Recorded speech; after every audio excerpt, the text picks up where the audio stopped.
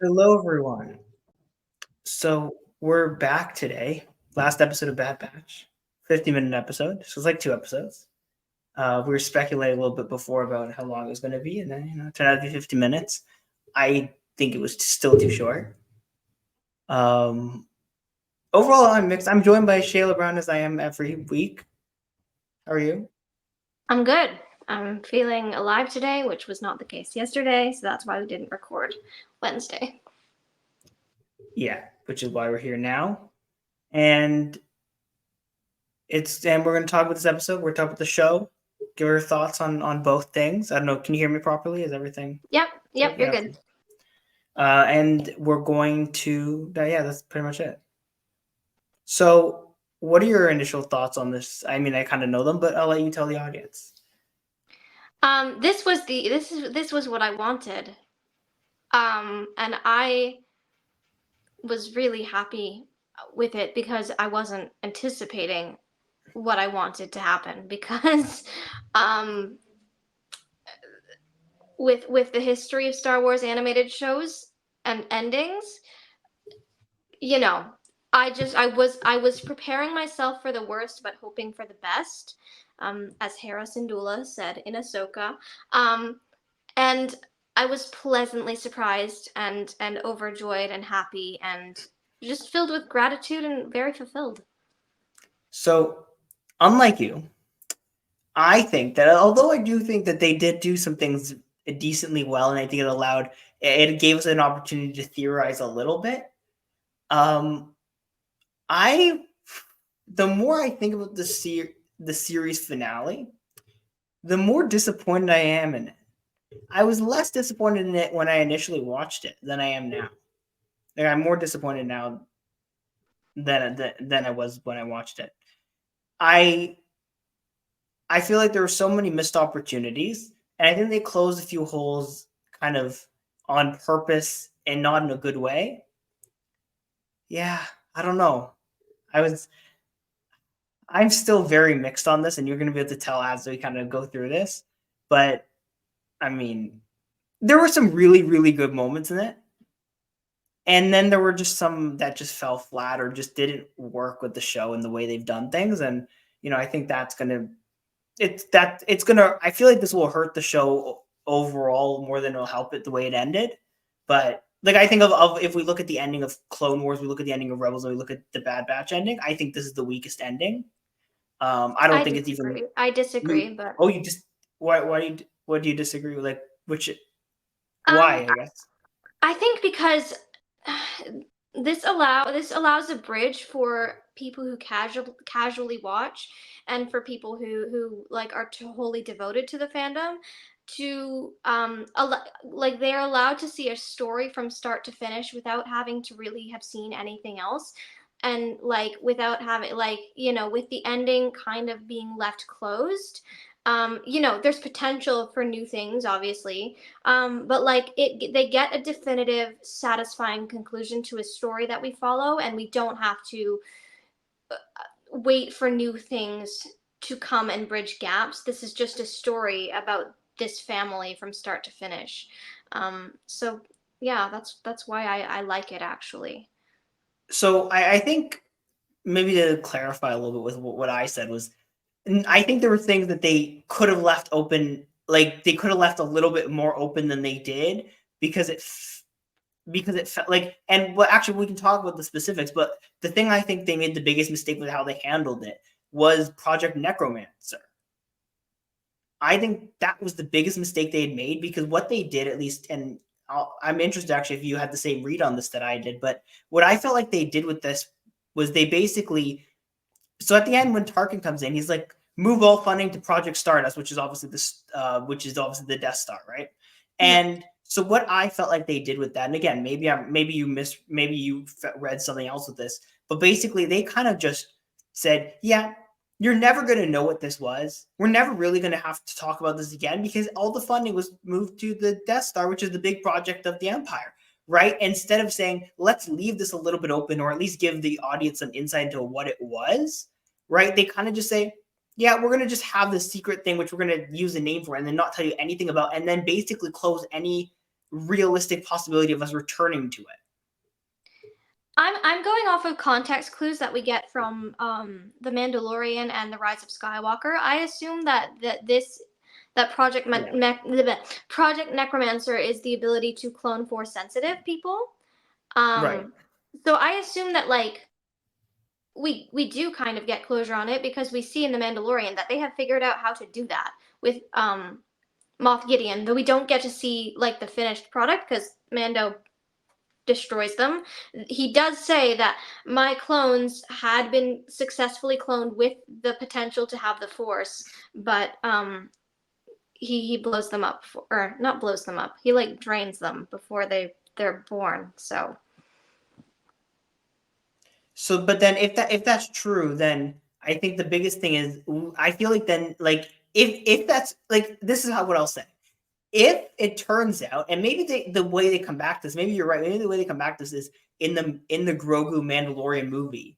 That's where we get to see this, you know, kind of bear some more fruits in the sense that we'll finally get to see them maybe kind of come back to this, say, hey, through maybe Moff Gideon or whatever, or depending on when the movie takes place, whatever, and we see kind of the research come back, and maybe Grogu's now the subject that they're trying to get instead of Omega, right? To kind of redo this research. Maybe that's true, and then if that's true, I will be wrong in that, but I think my issue is more the fact that it feels like they kind of dismiss it so much. Like they intentionally cut when they could have just explained what it was to the audience right at the end when what's her Rampart, name, Namaste. Rampart, and yeah, exactly. When they're talking, right? They cut away from that intentionally because they don't want us to know.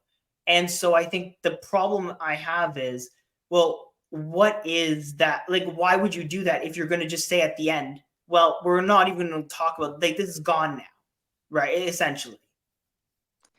I assume because Project Necromancer isn't fully realized until years later with Palpatine and his return. So we have to have some sort of like this project cannot be fully realized or articulated at this moment because it's too soon for them to have figured it out completely. So do you think then comes back? Like, do you think that we're not this we're going to see this project kind of return, at least the name of it return, and kind of see the how it exists? Oh yeah, I definitely think we're gonna see like the fully realized Project Necromancer coming to fruition, just not under Dr. Hemlock because he was a cocky bastard who, you know, put all of his eggs in one basket. So I guess then, okay, if I right now I'm running on the assumption we're not going to see it again. But if we do, then I will. That would be a criticism I would take back of the finale because that means that they obviously did not close it off. Um, the other thing, so, and I don't know if you disagreed with this part of it, but did you disagree with the fact that it was the worst series finale of between the Clone Wars Rebels and this? Yes, I disagree with that. Why? Um, because I think that I think it and Clone Wars have a really strong season finale, and I'm not saying that Rebels doesn't, but like I think they're all tonally very different. And this really felt like a fitting conclusion for the Bad Batch because it started as this batch who works together as a unit. Um, and the whole series is how that fractures and they have to rebuild it. And this ending feels like they have come together and united and are one again and are working together and trusting each other, including Omega, who is no longer a child, who is one of them, and they all have to totally trust in each other's abilities to not only free themselves and their sister, but the other clones. And I also felt like it was really fitting because the clones are kind of stuck in this loop of tragic endings because they're clones. And they were raised to fight and die for the Republic, and that's their story, and it has to be tragic. So it's really fitting for this group of defective clones to defect from that ending of tragedy and sadness. So what's interesting. And we'll get back to kind of the comparison of the three in a minute. But the thing you said, which was I found interesting, was so what I wrote because I actually took notes for this episode, right? And which is 4 o'clock notes. I don't know if they're very good, but one of the things I did write down was growth that Echo was okay with Omega going with him instead of sending him with the kids, right? Because there Mhm. was that moment, and I think that's what you're referring to when you were talking about how she becomes one of them is when Omega escapes with the kids, right? Yeah. In in even episodes past, right? In all likelihood, Echo and or any of the batch would have said, "Hey, Omega, go with them. We're gonna do this, and we'll meet you, right?" And instead, there was not even a doubt in No, anyone's mind that Omega was gonna go back, right? no, he Even didn't. though, He didn't even try to argue. well, it seemed like he was more like if she said I want to go, he probably would have even asked her to stay, like that kind of like level of like again, I don't think she would have ever said that, but still like Mhm. that level of oh wow, they're like this is a different team than the like a different dynamic than the one that we saw before. Yeah, and also when Hunter has to trust Crosshair to shoot the binders, and Crosshair is really doubting himself, and he's like, "Trust Omega. She knows what she's doing, and then you take the shot." And like it just speaks to all of them fully having to trust in each other's abilities to get the job done and do what they need to do, including Omega. And I think we even saw it like I know well like the other thing we saw, and again this I think was a more subtle version of what we were talking about, but it was and I found this funny, but it was when Omega releases the Zillow Beast, right? And Yeah, then you've got the batch, and uh I think it's Wrecker and Hunter who are talking, or maybe Wrecker and it's Wrecker, Hunter, and Crosshair. Two of them are talking, and someone says one of the Crosshair or Wrecker says, "Is the Echo or Omega?" And I think it was Hunter who said, "Definitely Omega," right? yeah, yeah. And Crosshair says, "Is that Echo or Omega?" And Hunter and Wrecker are like, "That's Omega." right. And I started laughing because it's like that is the it's amazing that she has this MO, and they kind of know she's kind of known for these kind of stunts, and this is obviously not something I think Echo would do, right? It's very reckless and very childlike. Mm. But I love the fact that again it is another level of like, oh no, we trust her to be able to even pull something like that off, right? Yeah. Because I don't know if you would have. I don't know if they would have trusted her, even at definitely not at the beginning of the series, and even last season, even maybe at the beginning of the season, to pull something like that off or be able to do that, right? Hmm. Hmm. And so the fact that they had so much trust in her, right, and she proved she'd earned it because you even saw how she was as a leader, right? Yeah. Like, I really like that moment where she's with the kids and they're about to climb that thing.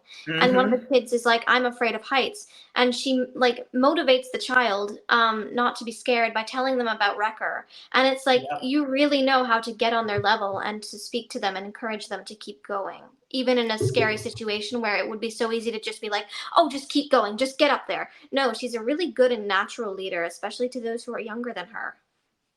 Well, and so what I wrote at that moment, I wrote on my notes, Omega is now a leader girl. Like she just became like this leader. She was like, she this growth that happened with her, right? Like that again, that's not the Omega we would have seen even last season. Hmm. And they made it very clear in this episode the growth that she's had Hmm. right throughout the season, and I think it was great.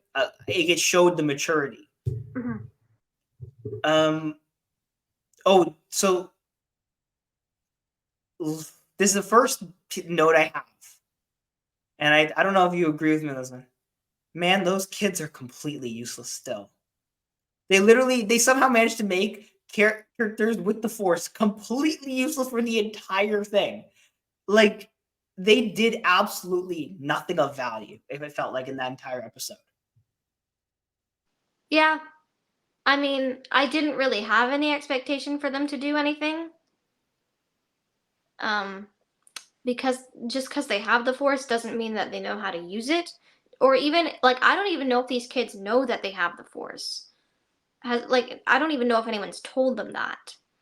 Um, but it goes to show that they're just kids and like there's no Jedi order to protect them anymore. Um, or and train they are them. completely vulnerable to the situation that they are in. And Omega needs to save them. I do need to know what happens to them. Like, I want to know if they actually end up going back to their families or not, because I don't know. Like, I honestly, I'll tell you the way that I was shocked that they didn't show Ahsoka taking the kids. I'm abs like that was the most shocking thing I think, because I think the way they'd set up, it felt like they had these kids, you know, I they I had, I had thought that at this point in the timeline, Ahsoka was still in hiding, like hadn't become a Fulcrum agent. I don't think she was fulcrum, but she would have been kind of around the time. I think this would have been around the time of her book, so she was still active and doing stuff, right? And Rex knew where she was from the end of Clone Wars. But from what I remember in the book, even like another force sensitive child that she had encountered, she knew that she couldn't do anything to help them. There's Yeah, nowhere safe for these kids. or somebody like I felt like there would have been someone who would have shown up at the. I mean, at least at like or like seen, even because they did obviously time jump at the end. I mean, I'm surprised. That's the one thing I wonder is like what happened to them, because they never really said. They kind of were vague about that, so I'm interested if they kind of do end up dealing with that at some If they point bring it somehow. back, yeah, Because again, you have a bunch of force sensitive kids who are alive. Like, they should probably become relevant in yeah, some way, yeah, right? Or even bring them to the path, or anything, right? Like, they didn't even do that. yeah. But let's talk about the Zillo Beast quickly, okay? I so I went back and I told you I was going to do this, and I went back and I watched the Zillo Beast episodes from the Clone Wars, right? Mhm. Man, the Zillo Beast feels like I feel like the Zillo Beast gets weaker every time it shows up. Like, because in the first episode it appears in the Clone Wars, it's basically unstoppable. Like, you can't really do it. And then I don't even know. Like, do we even know what happens to it at the end of the episode? No, I kind of just assumed that it's wandering around the planet. It must be, right? Yeah, like it's not dead. But like the other thing that is interesting is, like, so the Chancellor, and obviously in the Clone Wars, who's obviously the Emperor. Spoiler alert if you didn't know that. Like, to anyone listening, he's very obsessed with the Zillo Beast in, like, immediately in the Clone Wars, right? Mm-hmm. They don't really like, and clearly he cares enough that he keeps it around and keeps work, like, study, because there's only one left, so it's the same one, Mm-hmm. right? And he cares enough that he keeps it around, that he's bringing it around everywhere he goes. Like, is there ever going to be a resolution to this? Because he's been trying to kill that thing for ever. Yeah, it's not gonna die. Like, Like, the first thing he wants to do is kill it and take its scales so he can make impenetrable armor. He has yeah, yet to be able to do that. And it feels weird because, like, they keep showing it alive. I'm like, you really had not had an opportunity to kill it. You know how to kill it, and yet you can't. You literally had it captured. Like, I just don't know what they're doing with the Zillo Beast. I feel like it's just there as an Easter egg now and like a plot device. And I'm like, there are so many interesting things you could talk about, like why the Emperor still cares so much about this, and yet they just don't. I don't know. The Zillo Beast is kind of just there, and I'm like, man, feels like a waste of the Zillo Beast. but it was still cool to see it. It was cool to see it, and it was fun to see how it just destroyed everybody. Yeah, I love that one trooper who gets thrown and you hear him scream and it sounds like a little girl. Yeah. Also, just out of curiosity, is the droid scene in the beginning of the episode one of Omega's best moments of the show? Where she's reprogramming the droid. Mm-hmm. Yeah, that was cool. And that might be one of my favorite moments of the entire episode, because that was just like, I don't know, it's just perfect the way they did that. And then the droid just comes around, stabs the girl, and knocks her out. It's Yeah, great. it must have been something that Tech or Echo taught her how to do. Oh, it definitely was. Um, Because I remember them, like, we see them do that before. Like not Omega, but we see other members of the batch reprogramming droids to get them to do what they want. So she's If I'm learned not that. if I'm not mistaken, wasn't didn't Omega do that at the beginning of like in like the first season? Oh, maybe. I feel like I remember her doing. I I think she oh did she that. she like temporarily fucked with Toto 360. Yes, that's the yeah. She Yeah, didn't she totally she didn't totally reprogram him, but she did kind of knock him out. yeah, she did. Okay, yeah. So she's been messing with droids too. I mean, different Yeah. ways, but yeah. So I do think we have to talk about the fate. So this is the thing.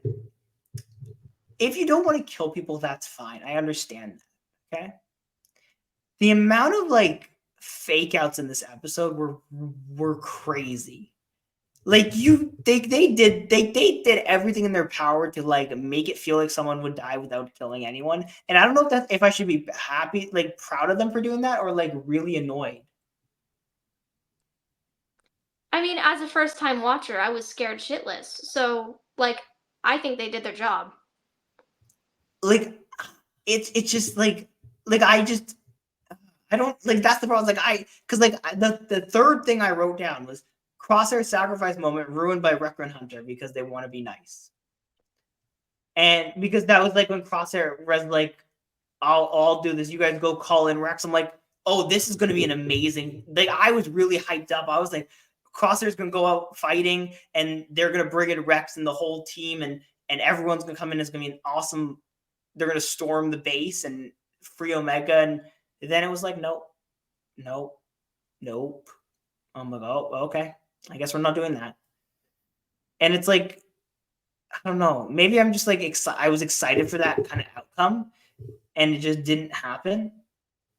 But I don't I know. liked it because it allowed the clone prisoners to free themselves rather than be rescued.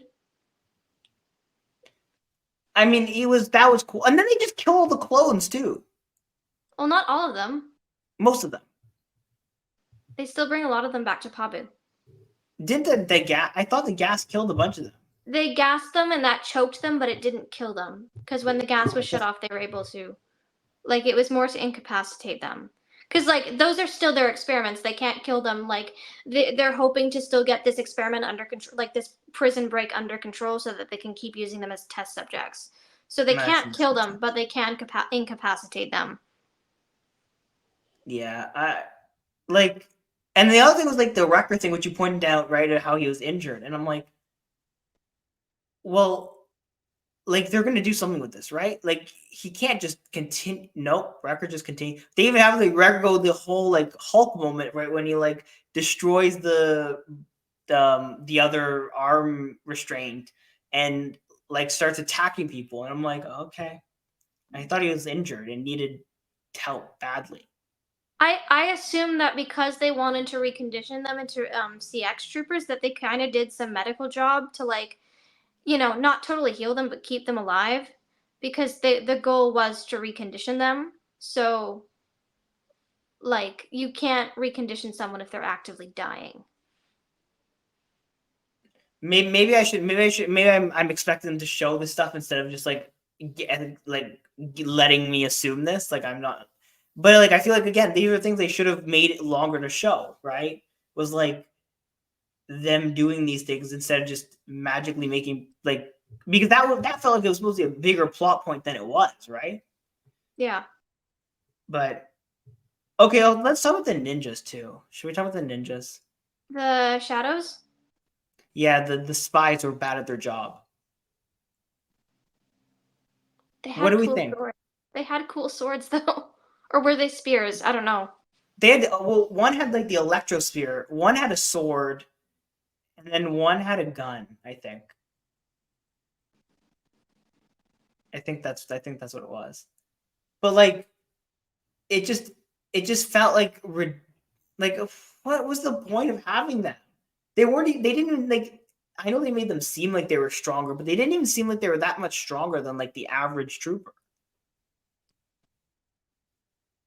I can't really speak to this because I I I mean I get the audio description for the action, but like I don't have much to compare it to. But like they beat them. That was my like they actually beat them, right? But it And did take time to do that. Like, Yeah, I get, but like it just felt like again you have these people who you hype up as like these you know are arguably more powerful versions of the team of like the Bad Batch, right? mhm, Or at least equal in power, and yet they still managed to very injured beat them. yeah. Like oh man, like there's just so many of these moments where it's like I I wish I liked these some of these moments more than I did. And again, I did like overall I enjoyed the finale. I'm just being nitpicky and annoying, so I apologize for that. But I'm just like there's just so many things where I'm like, oh, you could have, but if you changed it a little bit, it would have maybe been better. Also, can we shout out Hemlock quickly? What? Smartest character in the show. Well, he's smart, but he's also dumb. Smartest character in the show by far. He But he finally did the thing that I've been saying for weeks, but he put months. Omega in the vault with all the other children.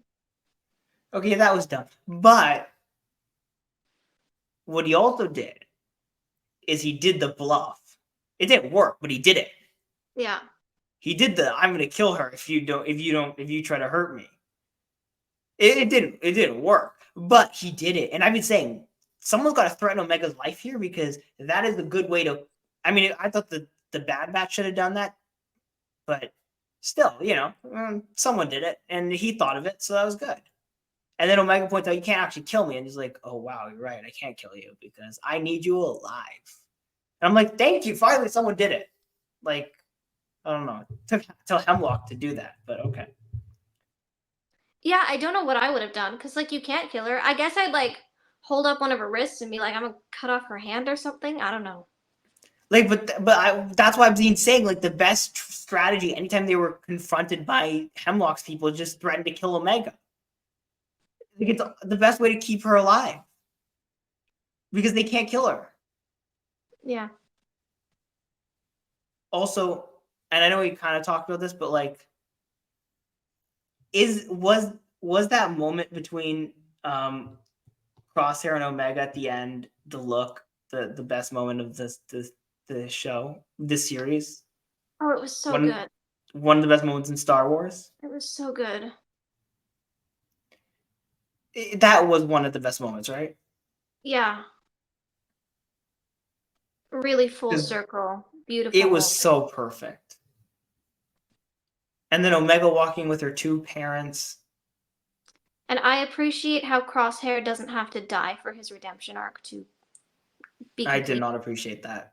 I do because it happens too often in Star Wars. I And it's know. like, yay, you redeem yourself, but also get fucking stabbed. And I'm like, okay, but like, wouldn't you rather see a redemption arc and them continuing to work for the good after coming back from being No, horrible? I want them to die afterwards. So they can. Not That's the ultimate sacrifice. not me, not me. I like to see a journey. I am pro killing people in Star Wars. Good for you. I am pro death in Star Wars. I believe it's a very important part of any character is to be killed in battle. No one should be allowed to retire in Star Wars. Um, yeah, and I mean, what I will say is this. I do have to say, I think they kind of did try to find a middle ground. And what I mean by that is they did try to like say, look, we're not going to kill Cross there, but we're going to get rid of his shooting hand. Yeah. Like Oh. I think to some extent that is kind of him dying, Mhm. right? Like that is like death, where it's like you can't do the thing that you were good at.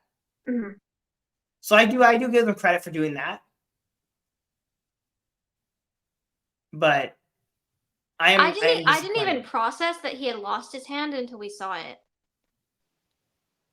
Because they like bring it down to his wrist, but then we don't see it and Then they cut away from it. Yeah, yeah, and I like completely like didn't fathom that he had lost it until like we see the stump and I was like, "Oh my god, he actually did lose it." Like I know that was stupid of me cuz like it's obvious what they're going to do, but like because we didn't see it, I was like I mean, obviously, it's also a kids show, and I feel like showing someone getting their hand cut off. That's too a bridge too far. Star Wars will do a lot, but that's a bridge too far. Yeah, I don't even remember if like we like when Luke gets his hand cut off in the movie, like how much I don't even know how much we see of that. So Um, we see it, but like again, you can show it, but you just can't show like they in that sense they show it, but they don't show blood, right?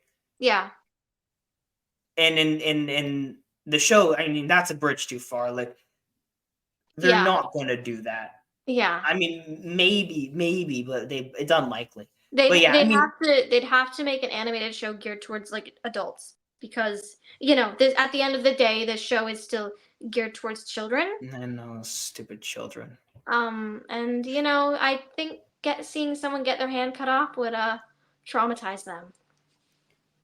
I am Which you pro. know, this show is like fucking they're traumatizing enough. Like That's true. They do a good job. I mean, this show is the least traumatizing, I think. I I would have to go back because I feel like every show has like a moment where it's like, oh my god, this is for kids. Like Like this show had a few of them, but I think it was less. Maybe just because it's also a shorter show than the other ones. But it feels true. like this was the least traumatizing show, where there's the least. There were still moments where it's like, oh, wow, you just did that. Okay, but there were less of them in the show. I felt like. Yeah. Um, I don't want to talk about the ending yet, or like the end yet. Mhm. I don't know. What else do you want to talk? Um.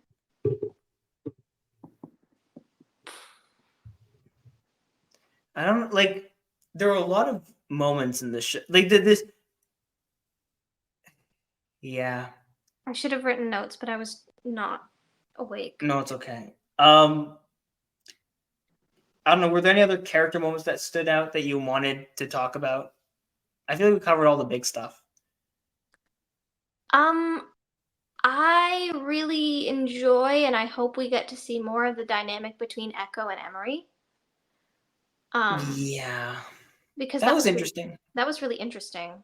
And like a bit of like an understanding that they came to at the end, and maybe they don't fully trust each other yet, but they do have understanding and empathy for each other, and I think that's a really good starting ground for something potentially in the future that would be really up my alley to see.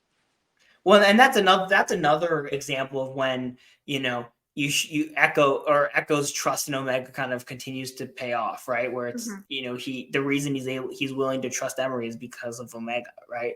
Mhm. And that shows again how Omega's judge a character, although not always perfect, is still pretty good, and I think the Vatch knows that. Yeah.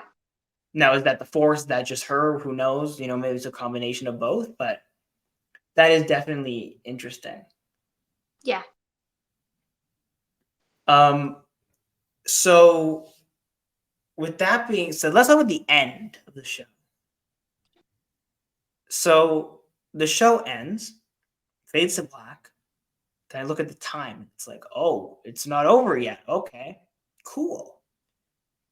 And there's still more than enough time for credits. And then they bring us back to the team. Well, they bring us back to one character. We see the character. We don't know who it is yet. And then we do know who it is. Yeah. It's Omega. Not any Omega. No, no, no. It's an older Omega. Sounds the same, but it was older. Yeah. And then we see the only member of the batch we see, interestingly, is an older hunter. Really And, older hunter. and it looks like they've been doing nothing on the same planet, doing absolutely nothing. But Omega is finally ready to join the fight as a pilot in the rebellion. And then some nice moment there where they're like, she's like, I'm ready, yada, yada, yada. Yeah. And, That moment. it was a good moment. However, and it did help me kind of come to this realization of what they were trying to do with the show. I still don't like it personally, but I'm fine with it. What they wanted with this show, because like again, I was very pro spin this off. I mean, and this, I was very pro spin this off into Omega and Ventress, and that show, right? Mm. However, what this became was a this became a this became the okay, here's this Omega. Now we're gonna just forward through time and get her back to the timeline, which is more relevant to kind of where we can bring her back, right? Mhm. Because in all likelihood, and I don't know, I haven't actually done the math. I should have probably done the math on this, but she's probably going to be alive enough so that they can bring her into the rest of the TV universe. Yeah. That's my I assumption. I think if we look at something like Ahsoka and Hera's age, like Hera and Omega would be around a similar age. Right. And I think what they're trying to do here is pretty obviously they're trying to bring her they will all they will, this show was a vehicle to bring Omega into the TV era, like to the TV universe kind of thing. Right? It was to set her up, bring her into that and continue her story. And so I again, does that mean that the rest of the batch could still be alive in the TV era? Probably not. No, I doubt it. But the question is, how are they going? What are they going to do now to kind of? Um, what are they going to do now to kind of? Um, I guess. How do you think they're going to bring her back? I guess is the best way to say it. I don't know. How do you make her relevant again? I'm not sure. Like, because like the things we do see in rebellion style shows are very focused groups. So there is a potential to like bring her back and like into her own spin-off. I don't know. So this is the thing. So if so, let's change. So would you have ended it the way they did with the like, as in like literally the end where they kind of show her back, or would you have just left it open and kind of decided what you wanted to do with it? Um, I really like that ending because it shows that they do get some time to enjoy the freedom that they have worked so hard for. The whole series in the Bad Batches, they're trying to keep Omega safe and they're trying to like put being soldiers behind them. Um, and they get that and we see that and like the whole point is that they get to choose who they want to be now, and Omega is now making the choice to fight, and it's not something that's being forced on her because of circumstance or because she's a clone and that's what clones were supposed to do. It's her choice and it's her fight, but she also gets to let her family rest, and because she says they've done enough fighting for their lifetimes and they have, and they shouldn't have to keep fighting if they don't want to.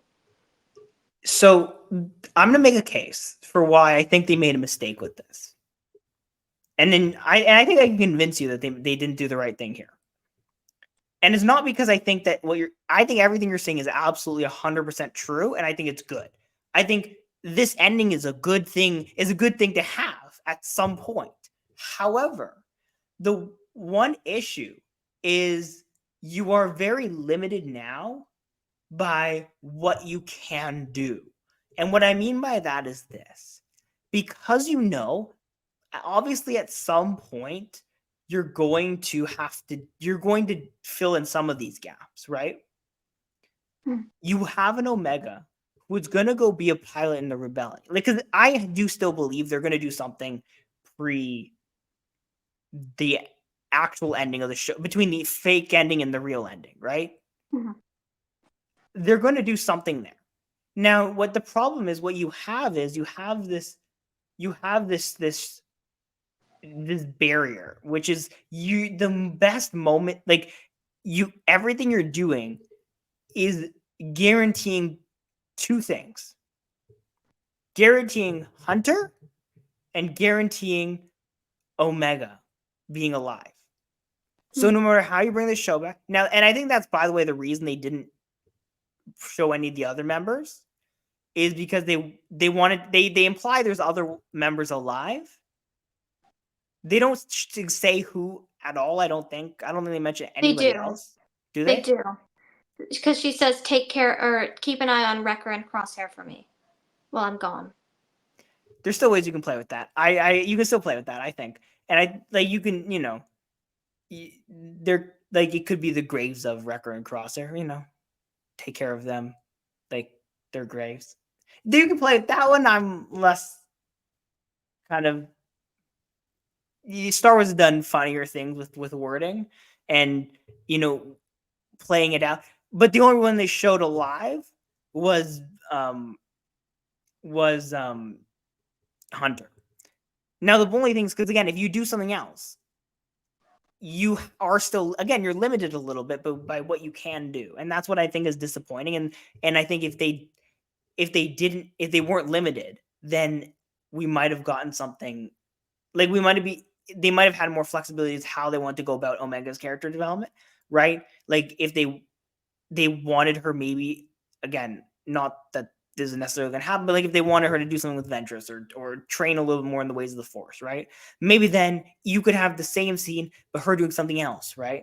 Instead of going to be a pilot, because that's the one thing, and to be from the same planet, right? Like that's I think the one I would have held off on doing this. I understand why they did it. I would have waited to do it just to decide what you want to do with Omega. But yeah, I don't know. Was that convincing? I still like it. I still like the ending. I just again I feel I understand where you're coming from, though. because I feel like they are going to do something whether we like it or not with with that in between time, right? Yeah. Like, I don't think they're going to leave it open, and they're going to have to some. The other thing they have to do, and this will be another thing for them, is they're going to have to explain how this Force user was a pilot for the rebellion and no one knew. Well, we don't know if she is actually Force sensitive. In fact, we have evidence to support that she naturally is not.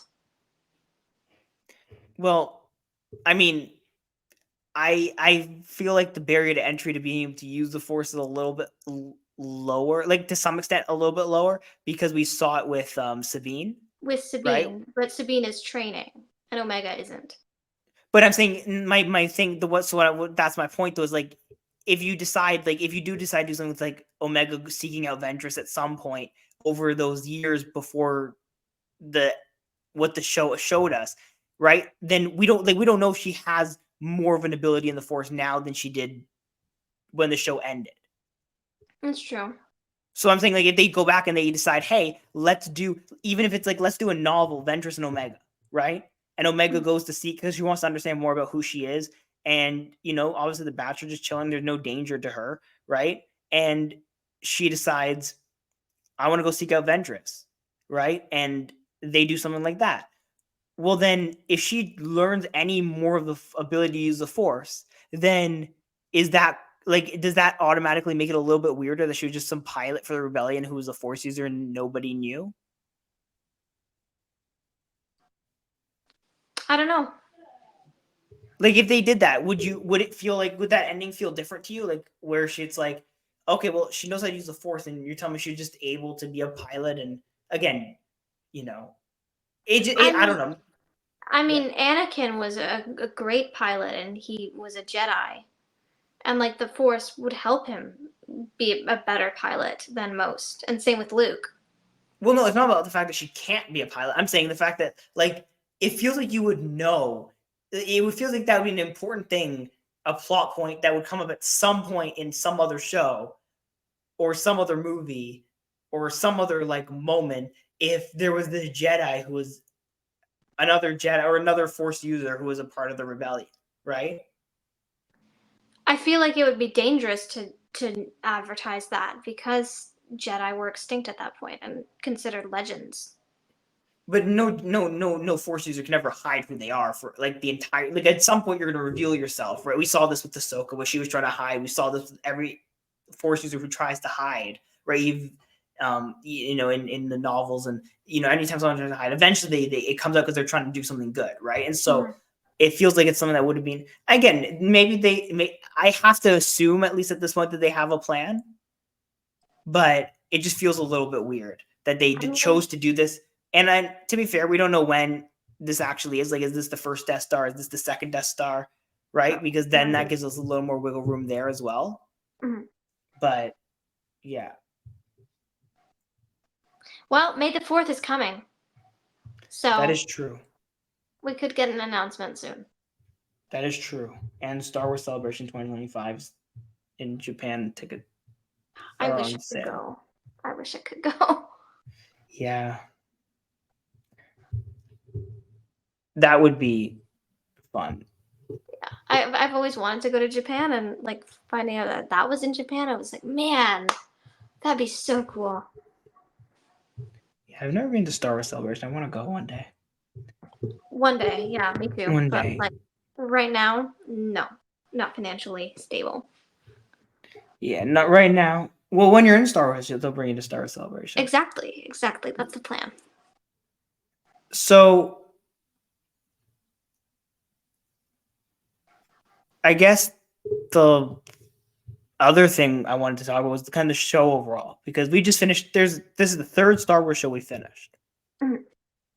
right? This is the third animated Star Wars show. Sorry, that's been Yes, finished. yes. Um. So first, and I don't. This was not one of the questions I told you to think about, but I know you haven't. You probably haven't answered this for now, like by now. But what? Or let's do MVPs first for this episode, and then we'll do the rest of the stuff. Who was your MVP for this episode? That's hard because I feel like this wouldn't have worked if they hadn't all worked together. Um, so I want to give it to the Bad Batch as a whole. Okay, you can do that. And now I'm going to give it to Omega. I think Omega proved herself in numerous ways. I think she proved that she proved how much she's evolved as a character since the first episode of the show. Mhm. And I think she deserves credit for that. And I'm going to give it to her because I think I have been mean to her for basically the entire season. And so in honor, in a way, as a way to try to make up for that, I'm going to give it to her. Say, good job, Omega. You earned it. Now, between the three animated shows, which one is your favorite? It's this one. Is it close? Um, ooh, that's hard because it depends because I love Clone Wars, but the Clone Wars is 7 seasons, and some of the episodes in it are not my thing. But when it peaks, it really peaks. And I also love Rebels. Um, it really could depend on the day. But like I do love them all for different reasons, and I don't know I don't know if I could I don't know if I could like rank them because they all have their own unique thing that makes them special.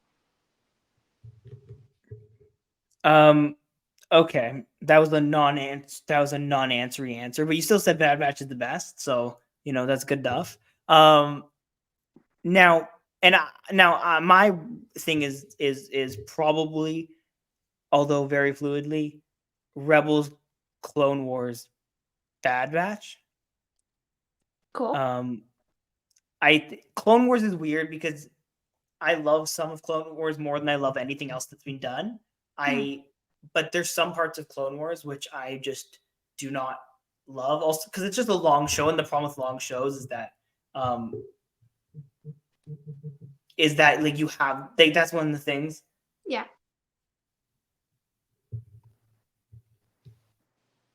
But that would probably be mine. Like I think this one, because like maybe I just want lightsabers, and this show didn't give me enough lightsabers and enough Jedi and enough of the Force. Like I just feel like maybe that was the reason that this show is not as high up as the other two, because the main character of the show, although Force sensitive, probably likely not really a Jedi, and there's no other like because like obviously Luke, Ahsoka, you have, or not Anakin, Ahsoka, you have Kanan, Ezra, right? And this show you have the Batch. Um, Now the other question is, so between the three kind of main characters of the three shows, Ahsoka, Ezra, and Omega, and I know we did this kind of before, but has anything changed? Like, who do you think is the best character, best journey? I think my answer is the same. So Um, Omega still at top. yeah, Omega's still at the top, then Ahsoka, and then Ezra. Sorry, Ezra, but not Now, really. we have to be a little fair here. Is that the journey? Like these characters are never really like stopping. Like they're still going to be like their journeys are still going on, right? And it's likely, I think at this point, it's very likely that at some point all three of their journeys will kind of intersect and they'll all Probably. be together, Probably. right? So I think that's kind of where we're heading towards. So Mhm. And I I would probably, yeah.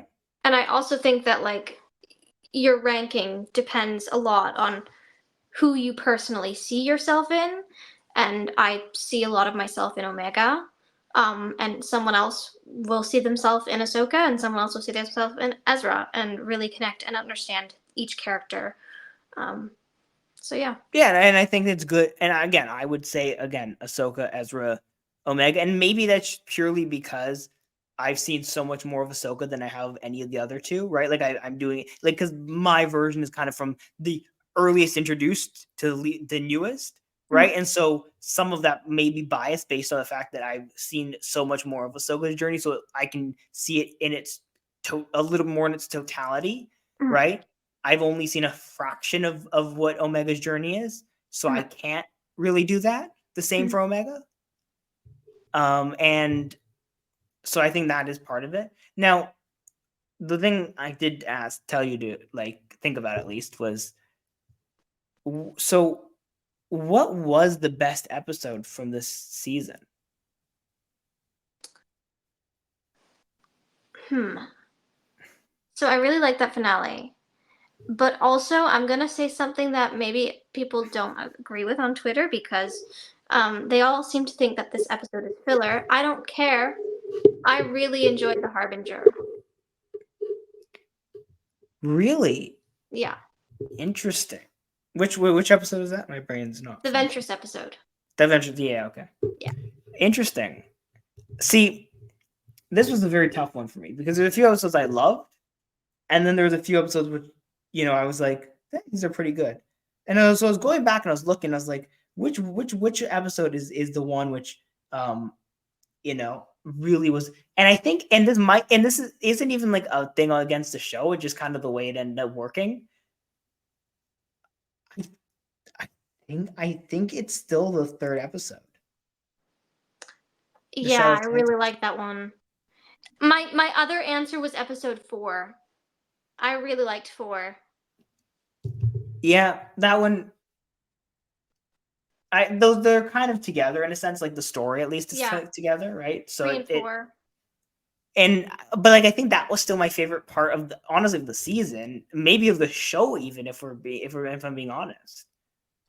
Like I think that was one of the better kind of like moment type things. Now I do have to ask, outside of the probably one of the best character moments we've seen between Omega and Crosshair in the finale, what was your favorite character moment of the season? My favorite character moment. Um, I really enjoyed in episode, I think it was 5, um, going back to Barton 4 with Crosshair and him having to confront everything that's happened between him and the Batch. There was some really great character moments in that episode for him, and it was really, I really love how they did it. Interesting. So who were your two favorite characters when they interacted? Like which two characters did the best dynamic? For this season, it was Crosshair and Omega. It was, right? Yeah, Like I don't think there's much of a question about that. no. So I think my favorite moment is still probably, even though this is not a Crosshair Mega moment, but it's the moment when um Crosshair returns and to the batch, Mhm. and that, I guess, it's kind of like a very long moment in the sense that it kind of spans over an entire 2 episodes, but Mhm. it's just the tension between Hunter and Crosshair. Mhm. I just think that's perfect. Like, I think that encapsulates the show and the dynamic of those two characters perfectly. Mhm. I But that agree. was my favorite. So, what was your least favorite episode? It had to be episode 2. Episode 2. Yes. That was the one where they didn't show any of the batch, right? No, it was the one with the vine monster on that one Well, that planet. was the Hunter record trying to find them. Yeah. Yeah. It was cool, but it wasn't as good as the other ones, in my opinion. So I had a hard time with this, even though, like, I've had so many complaints about this season. I feel like it was probably Juggernaut. I get that. I feel like the other one I was thinking of, and I don't remember the name of it, but it was the one with the first episode with the ninjas, that they were just very awful at sneaking and yet still managed to sneak. I think that was either like 7 or 8. Whichever episode that was the episode that was the other one, which I was kind of like, a little bit, that, because that one I just was frustrated, and as you know, I was very frustrated with, just for the fact that these allegedly very sneaky clones couldn't sneak at all and yet still managed to sneak somehow, and it was very frustrating Mhm. because it's like, it's literally an anime show. You don't, like, you can literally do things that are like, to like make them seem sneakier, Mhm. instead of like literally alerting everyone to your presence. Anyways, I'm not gonna get back on that one because that's a whole nother thing. But do you think this is the best season of the show? I think I'd have to watch the other 2 seasons first again to say that, but I will say it felt like a really strong season to me, and maybe. Because, like, the issue I had with this season, right? And maybe not an issue, but the thing I think that made the season feel so different was this season felt like it was one long story, Mhm. instead of doing what the first 2 seasons did, which I Mhm. actually prefer it from a show a lot more, which is just like you know, a bunch of missions, right? Like, you just do a Yeah. bunch of different, you have a bunch of little stories, right? Like, I like that. I even like my biggest issue with like the Mandalorian was when they moved away from that from season 1, right? Mhm. Which was very much just doing a bunch of small missions, and they kind of tried to, and I think to some extent did do it, but also to some extent made it worse by trying to make it this big, intricate hero stopping the big bad, because I feel like it's so unrealistic to some extent, where you're expecting these characters to unravel and stop a big conspiracy, where it's like, okay, I mean, Mhm. you can set it up, but like, do you like, these shows are supposed to be a little bit smaller scale. So I did like that. And I think this show, or this season, for better or worse, didn't do that nearly as much. Like, there were 2 episodes, I think, that where they did that, or Mhm. 3 episodes off the top of my head, I think, where they did that, where they kind of went on these other missions. Mhm. Right. And it was all very focused. Again, they were trying to wrap a whole bunch of things up and set up a whole bunch of things, which I understand. But I don't know. I think that was disappointing. But yeah, I would say it's probably, I don't think it was the best season, but I think obviously they had to do it because it was the last one. Mhm. Now, do you think the bad how much so do you think that people like the Bad Batch more now than they did initially? Um, I don't know because I wasn't around when it was being released. But, like, I guess, the Bad Batch, right? When they showed up in the Clone Wars, right? Mhm. They were this new concept. I think that kind of, like, because this show, I think this show was meant, and I don't know if this is true. This is just me making things up at this point, but I feel like I think the show was meant to be kind of just like a 1 season thing, and they end up at some point probably end up changing their minds on that. But I don't like. I think they did a really good job, considering the fact that I don't know if they had plans really to make the Bad Batch again, I might be completely wrong on this, but I don't think like if it's true that they didn't have plans or as detailed plans when they initially introduced them in the Clone Wars to make them this 3-season show. I mean, they did a great job with how they managed to develop these characters. I think like I personally was very low on the Bad Batch when like those episodes were out in the Clone Wars. Like I thought they were cool, but I was like, they're fine, but I don't want to like care if I see them again. And I did think they did an amazing job with them. So Mhm. I have to say I am impressed by that. And I think I don't know if I'm in the minority on that, but Yeah, I'm not sure because I wasn't there.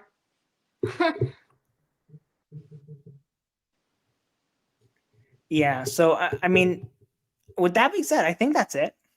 We've done the bad thing where we run longer than the episode itself. Uh-oh. Um, And yeah, we did we're it for the finale too. That which was is why it's 51 fine. minutes. Well, that's what I mean. Normal, yeah. We if you're talking about an episode for, and to be fair, we're talking about the show as a whole. But like, if we're talking about the episode for longer than the episode itself, then when it's a 50-minute episode, then I think that's when we know that we've kind of reached maximum saturation. Is Yeah. if you can watch the episode faster, then you can listen to us talk about it. But with that being said, thank you everyone for joining us for every episode of the Yeah. show. We're going to be back at some point soon to talk about the um, Tales of the Empire, Yeah, which is that's soon. next. And we'll be back. I mean, in other ways as well. Whenever things happen with Star Wars, if we get trailers, if they do anything crazy, Mhm. and we'll see what happens. So with that being said, thank you all for watching. Don't forget to like this video, subscribe, check out all the other episodes of us talking about Star Wars and the Bad Batch, and we'll see you all next time. Bye.